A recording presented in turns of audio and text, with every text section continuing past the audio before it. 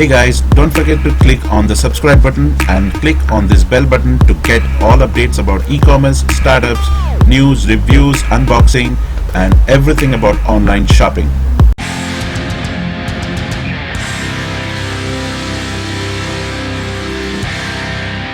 दोस्तों, मैं आप लोगों को बोलता रहता हूँ बहुत बार कि आप लोग वेट करिए जीएसटी आने तक का, ठीक है। और बहुत सारे मेल्स भी आते हैं ऑन अ डेली बेसिस, पूछते हैं कि सर वैट नंबर और सीएसटी के नंबर के लिए हम अप्लाई करें या ना करें।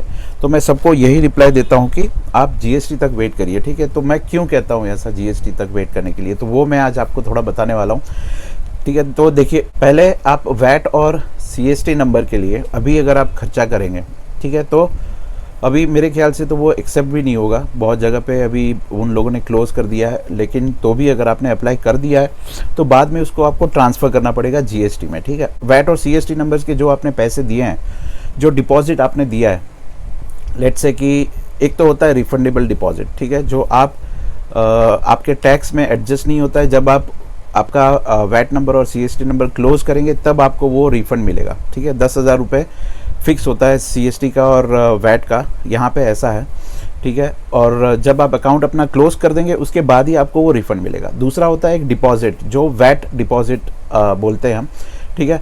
तो वो जैसे आपका आउटपुट टैक्स बनेगा कुछ भी देने के लिए, अगर आप लायबल हैं टू पे आउटपुट टैक्स, तो वो आपके डिपॉजिट में से एडजस्ट हो जाएगा। तब तक एडजस्ट होगा जब तक आपका लायबल पेमेंट जो है टैक्स का वो उससे क्रॉस नहीं होता, ठीक है।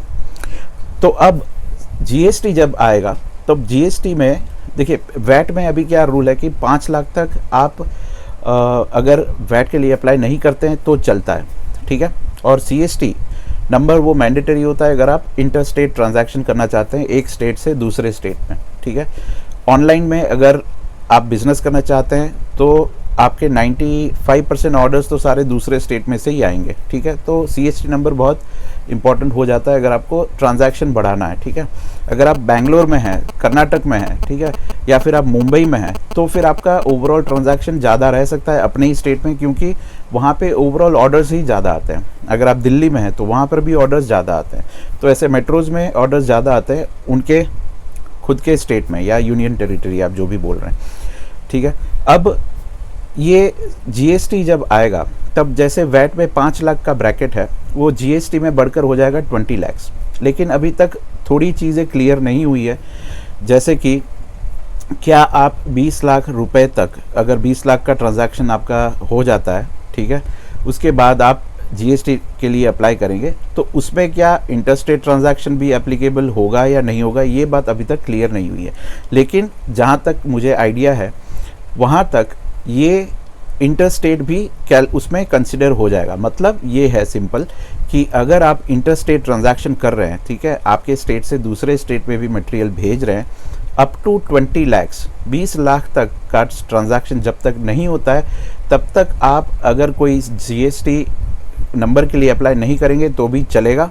लेकिन आपके पास सारे बिल्स होने चाहिए परचेज़ के और सारे बिल्स होने चाहिए सेल्स के, ठीक है। जैसे ही वो 20 लाख का ट्रांजैक्शन पूरा होता है तब आपको अपनी फ़ाइल सबमिट करनी पड़ेगी सेल्स टैक्स डिपार्टमेंट को। वो सारी डिटेल्स वेरीफाई करेंगे और फिर उसके बाद आपको जीएसटी नंबर देंगे उस वक्त, ठीक है।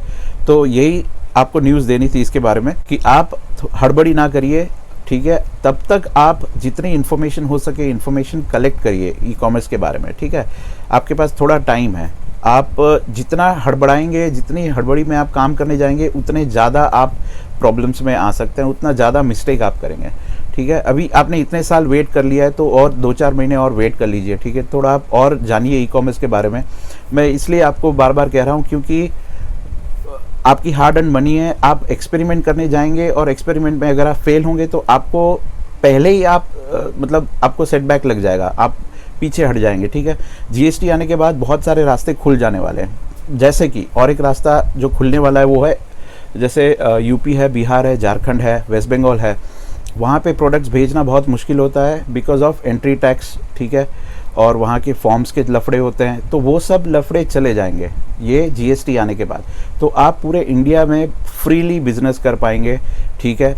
तो ऐसा ना हो कि आप अभी ई कॉमर्स लाइन में, ई कॉमर्स फील्ड में उतर जाएं, अभी आपको प्रॉब्लम्स हो और जब जीएसटी आने वाला है उसके पहले ही आप डिसाइड कर लें कि अब मुझसे बिजनेस नहीं हो पाएगा और अब छोड़ देना है, ठीक है।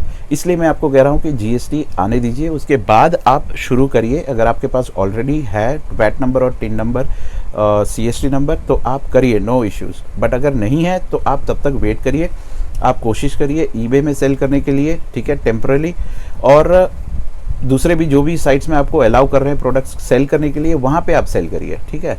बिल्कुल हड़बड़ी अभी मत करिए, इतने साल तो आपने ऑलरेडी वेट कर लिया, थोड़ा सा और आप रुक जाइए, ठीक है। साथ साथ जीएसटी में आपको क्या क्या डॉक्यूमेंट्स लगेंगे, आप घर से कर पाएंगे कि नहीं कर पाएंगे, इस पर भी अभी तक 100% क्लैरिफिकेशन नहीं आया है, ठीक है। तो ये भी सारी क्लैरिफिकेशन जैसे आती जाएगी मैं आप लोगों को बताता जाऊंगा। वैसे आप घर से भी कोई भी ट्रांजैक्शन कर सकते हैं, कोई भी बिजनेस कर सकते हैं, उसमें कोई इशू नहीं है। आपको अप्रूवल लेना पड़ता है अपने, मतलब अगर आप ओनर हैं तो उसमें कोई अप्रूवल लेने की ज़रूरत नहीं है। अगर रेंटेड है तो आपको लैंडलॉर्ड से अप्रूवल लेना पड़ता है, क्योंकि वहाँ पे जो प्रॉपर्टी टैक्स है वो प्रॉपर्टी टैक्स डबल हो जाता है, ठीक है। तो वो प्रॉपर्टी टैक्स भरना पड़ता है डबल अगर वहाँ से कोई बिजनेस हो रहा है, तो यही एक प्रॉब्लम है। और अदरवाइज़ आपको गवर्नमेंट कभी भी रेस्ट्रिक्ट नहीं करती है कि आप घर से बिज़नेस ना करो। हज़ारों लोग घर से बिज़नेस करते हैं, मैं खुद जानता हूँ लोगों को जो घर से बिज़नेस करते हैं। एक कंपनी नहीं 10 कंपनी खोल के बैठे हैं, एक ही घर से अलग अलग कंपनी का नाम बना के अलग अलग बिजनेस करते हैं एक ही जगह से। तो ऐसा कोई रेस्ट्रिक्शन नहीं है, गवर्नमेंट को यही है कि आप बिजनेस करो, लीगली करो, टैक्स भरो, शांति से रहो और रहने दो, ठीक है। तो यही है फंडा और कोई इसमें दिक्कत वाली बात नहीं है, ठीक है दोस्तों। तो यही बताना था आप लोगों को, प्लीज़ स्टे काम और वेट करिए जीएसटी का, और तब तक आप प्रैक्टिस करते रहिए, नॉलेज लेते रहिए, जानते रहिए, रिसोर्सिंग कहाँ से करना है प्रोडक्ट का वो आप जानिए, ठीक है। और मैं जैसे पहले मैंने आपको बताया था कि मैं उसका भी एक प्लान वर्कआउट कर रहा हूँ, तो वो भी प्रॉब्लम मैं आप लोगों के लिए सॉल्व कर दूंगा, ठीक है। और रूल समझिए, आप लोग जब फ्री हो तो फ्लिपकार्ट, अमेज़ॉन, ईबे, उनकी जैसी साइट्स हैं वहाँ पे जाके उनके पॉलिसीज़ पढ़िए, रिटर्न्स के बारे में समझिए, ठीक है। ये सब आप काम करिए अभी, ठीक है। तो अभी फ्री हैं तो आप ये करिए, ये आपको हेल्प करेगा आपके स्किल्स को, आपके नॉलेज को डेवलप करने के लिए, ठीक है। अगर आपके स्किल्स और नॉलेज डेवलप नहीं है और आप सीधा उतर जाएंगे अखाड़े में लड़ाई करने के लिए, तो आप बुरी तरह से मतलब पिट के आएंगे, ऑब्वियस सी बात है, ठीक है। तो हम नहीं चाहते हैं कि आप कोई भी जो भी ये देख रहा है वीडियो वो अखाड़े में उतर जाए और फिर पिट के आ जाए। बुरा मत मानिएगा अगर मैं ऐसे शब्द यूज़ कर रहा हूँ, तो मतलब कहने का मतलब यही है कि मतलब फेल ना हो आप, आपके जो भी आपके गोल्स हैं, आपके जो भी पाथ है उसमें आप फेल ना हो, इसलिए मैं आप लोगों को इंसिस्ट कर रहा हूँ। वैसे मेरा खुद का तो क्या जाएगा, मैं अगर आपको बोलूँगा कि हाँ करिए आप लोग, ठीक है, बिंदास करिए आप लोग, सेल करिए, मेरा पैसा तो नहीं जाने वाला है, ठीक है। लेकिन मैं ऐसा नहीं चाहता हूँ कि आप लोगों का भी पैसा वेस्ट हो, क्योंकि पैसा बहुत बहुत मुश्किल से अर्न होता है, ठीक है, और जाता है तो बहुत ख़राब लगता है, ठीक है। तो मैंने भी अप्स एंड डाउन्स देखे हैं लाइफ में बहुत सारे, इसलिए मैं वैल्यू फॉर मनी जानता हूँ और समझता हूँ, इसलिए मैं सबको एडवाइस देता हूँ कि थोड़ा सावधानी से काम करिए ओके। और बस इसके अलावा अभी कुछ नहीं कहना चाहूँगा, बहुत ज़्यादा लंबा वीडियो हो जाएगा। और आपके कोई कमेंट्स हो, कोई सवाल हो तो मुझे पूछ लीजिएगा, मैं डेफिनेटली आप लोगों को उसका जवाब दे दूँगा मेरी तरफ से। थैंक यू दोस्तों। और एक बात हाँ मैं बताना भूल गया, मेरे चैनल को एक आध ऐसा कमेंट आया था जहाँ पे लिखा था कि बहुत बोरिंग चैनल है, तो उसके बारे में थोड़ा बोलना चाहूँगा कि हाँ ऑब्वियसली थोड़ा बोरिंग चैनल तो है ही, ठीक है, क्योंकि मैं समझता हूँ कि ये मतलब एंटरटेनमेंट रिलेटेड चैनल तो ऑब्वियसली नहीं है, जहाँ पे हम मतलब एंटरटेनमेंट की बातें करते हैं, फिल्म एक्टर्स की बातें करते हैं, गाना सुनते हैं, ऐसा बिल्कुल नहीं है।